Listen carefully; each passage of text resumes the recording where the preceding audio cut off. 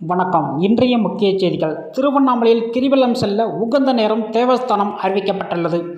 திருவண்ணாமலையில் புகழ்பெற்ற அருணாச்சலேஸ்வரர் கோவில் அமைந்துள்ளது. இந்த கோவிலை சுற்றி அண்ணாமலை என்று அழைக்கப்படும் மலை உள்ளது. அந்த மலையை சுற்றி பௌர்ணமி அன்று கிரிவலம் செல்ல ஏராளமான பக்தர்கள் வருகின்றனர். அண்ணாமலை என்று அழைக்கப்படும் மலையை சுற்றினால் வாழ்வில் நினைத்தது நடக்கின்றது என்பது நம்பிக்கை. இதையொட்டி இந்த மாதம் கார்த்திகை தீபம் அன்று கிரிவலம் செல்ல உகந்த நேரம் அறிவிக்கப்பட்டுள்ளது. திருவண்ணாமலை அருணாச்சலேஸ்வரர் கோவில் இன்று 13ஆம் தேதி கார்த்திகை தீப திருவிழாவில் மகா தீபம் ஏற்றப்படுகின்றது.